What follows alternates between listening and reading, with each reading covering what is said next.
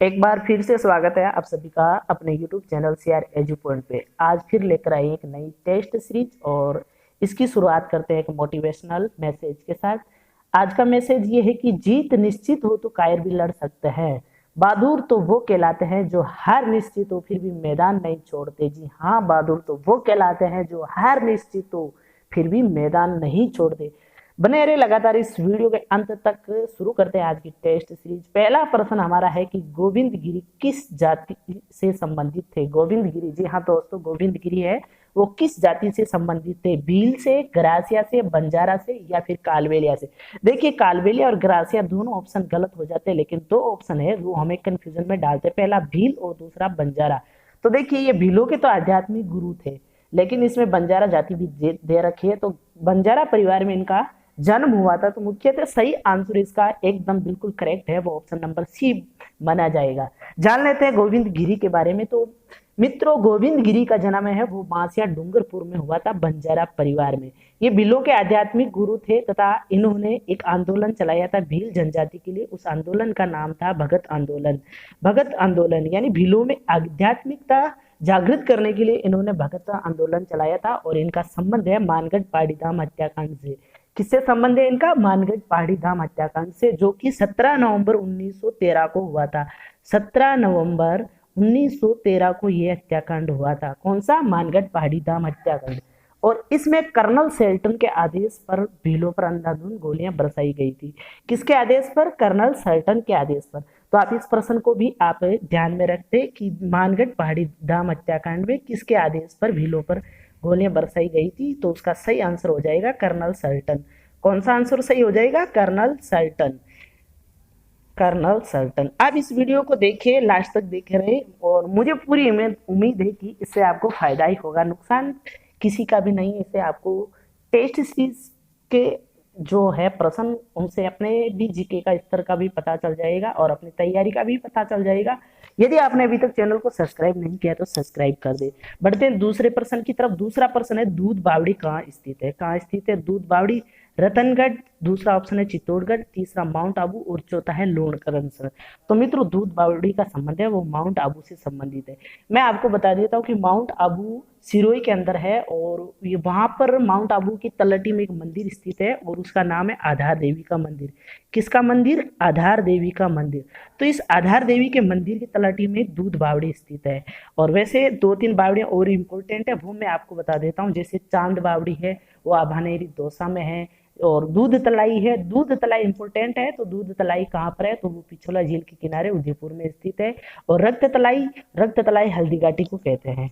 ठीक है, बढ़ते हैं अगले प्रश्न की तरफ। हमारा अगला प्रश्न है बैतली लघु सिंचाई परियोजना अवस्थित है। ये भी इंपॉर्टेंट है, 2 बार एग्जाम में आ चुका है। बैतली लघु सिंचाई परियोजना अवस्थित है कोटा में, झालावाड़ में, बारां में या चित्तौड़गढ़ में। तो मित्रों, बैतली है वो बारां में स्थित है। बारां में 2 और सिंचाई परियोजना, एक तो लहासी और एक है विलास परियोजना। यानी लहासी विलास और बैतली, लासी विलास और बैतली, ये तीनों कहाँ पर स्थित है? तो ये बारां में है। बारां की ये सिंचाई परियोजनाएं हैं। बढ़ते अगले प्रश्न की तरफ। अगला प्रश्न है जामर कोटड़ा खाने हैं वो किसके लिए जानी जाती है। जामर कोटड़ा खाने जो कि उदयपुर में स्थित है वो किसके लिए जानी जाती है? रॉक फॉस्फेट के लिए, जिप्सम के लिए, बॉक्साइट के लिए, अभ्रक के लिए। तो विशेषतः इसका सही आंसर है वो ऑप्शन नंबर 1 हो जाएगा, यानी जामर कोटड़ा जो कि उदयपुर में, उसकी खाने रॉक फॉस्फेट के लिए जानी जाती है। इसके बारे में एक मोस्ट इंपोर्टेंट तथ्य है कि यह भारत की सबसे बड़ी रॉक फॉस्फेट की खान है। जामर कोटड़ा की खान है वो भारत की सबसे बड़ी रॉक फॉस्फेट की खान है, और इसे 1999 में, कब? 1999 में, 1999 में भारत सरकार द्वारा सर्वश्रेष्ठ खदान का पुरस्कार इसको दिया गया था। बढ़ते अगले प्रश्न की तरफ। अगला प्रश्न है हमारा मारवाड़ के चंद्रसेन ने मुगलों से संघर्ष के लिए किस स्थान पर सेना को संगठित किया था। मारवाड़ के चंद्रसेन है वो अकबर से संबंधित है, मुगल शासक अकबर से संबंधित है। तो मुगलों से संघर्ष के लिए इन्होंने किस स्थान पर है वो सेना को संगठित किया था? तो भादराजून, लोहावट, कानूजा या खरातल। तो इसका सही ऑप्शन नंबर 1 हो जाएगा, भादराजून से। यानी भादराजून में मारवाड़ के चंद्रसेन ने मुगलों से संघर्ष के लिए है वो भादराझुंड में सेना को संगठित किया था। और जब 1570 में नागौर दरबार अकबर ने आयोजित किया था तो उस समय चंद्रसेन है वो भादराझुंड से आए थे। एक इम्पोर्टेंट बात इनके बारे में और रहती है कि 1572 में इनके खिलाफ है जोधपुर के मेहरानगढ़ से अकबर ने राय सिंह को भेजा था इनके विरुद्ध है वो सैनिक अभियान के लिए। ठीक है, बढ़ते अगले प्रश्न की तरफ।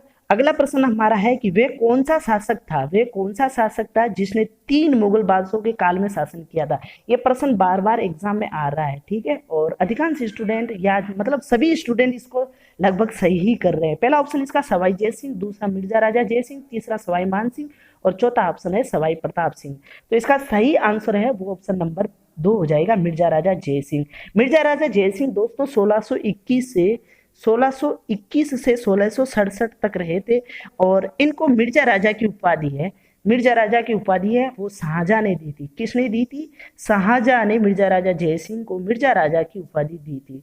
और इनके बारे में एक बात और भी कहा जाती है कि कछवाहा वंश का सर्वाधिक समय तक या सर्वाधिक वर्षों तक इन्होंने शासन किया था कछवाहा वंश में। ठीक है, बढ़ते हैं अगले प्रश्न की तरफ। अगला प्रश्न है आहड़ सभ्यता किस नाम से भी जानी जाती है? आहड़ सभ्यता किस नाम से भी जानी जाती है? आहड़पुर, अगछपुर, आगाटपुर या आदमपुर। तो मित्रों आहड़ सभ्यता है वो उसका अन्य नाम आगाटपुर है और इसको स्थानीय नाम है वो धूलकोट के नाम से भी जाना जाता है। स्थानीय नाम आहड़ सभ्यता का क्या है? तो वो है धूलकोट। यानी आहड़ सभ्यता का अन्य नाम आगाटपुर, इसका स्थानीय नाम धूलकोट है।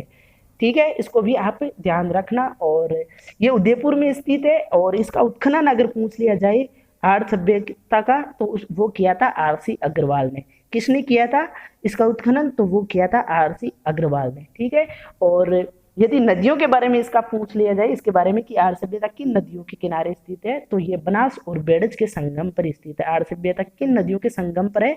तो बनास और बेड़ज दोनों नदियों के संगम पर स्थित है। ठीक है, बढ़ते अगले प्रश्न की तरफ। अगला प्रश्न है हमारा कि पर्यटन स्थल अचलगढ़ किस जिले में स्थित है? पर्यटन स्थल अचलगढ़ है वो किस जिले में स्थित है? उदयपुर में, सिरोही में, राजसमंद में या फिर चित्तौड़गढ़ में। तो आपको बता देता हूँ कि अचलगढ़ एक दुर्ग था जो कि परमार शासकों द्वारा निर्मित था। ठीक है, और इसका पुनः निर्माण है वो महाराणा कुंभा ने करवाया था लगभग 1452 ईस्वी में। ठीक है, कब करवाया था इसका पुनः निर्माण? तो 1452 ईस्वी में महाराणा कुंभा ने करवाया था। और अचलगढ़ दुर्ग है वो गिरी दुर्ग की श्रेणी में आता है। किस दुर्ग की श्रेणी में आता है? तो वो गिरी दुर्ग की श्रेणी में आता है और इसे आबू दुर्ग भी कहते हैं। अचलगढ़ दुर्ग को कौन सा दुर्ग कहते हैं? आबू दुर्ग भी कहते हैं। तो इसका सही आंसर ऑप्शन नंबर है वो बी हो जाएगा। यानी अचलगढ़ दुर्ग है वो सिरोही में स्थित है। कहाँ पर स्थित है? सिरोही में स्थित है। और सिरोही के बारे में एक और इम्पोर्टेंट बात कि जंगली मुर्गे के लिए प्रसिद्ध अभ्यारण्य कौन सा है? किसके लिए? जंगली मुर्गे के लिए। जंगली मुर्गे के लिए कौन सा अभ्यारण्य प्रसिद्ध है? तो उसका सही आंसर हो जाएगा माउंट आबू। कौन सा अभ्यारण्य? माउंट आबू अभ्यारण्य है वो जंगली मुर्गे के लिए प्रसिद्ध है।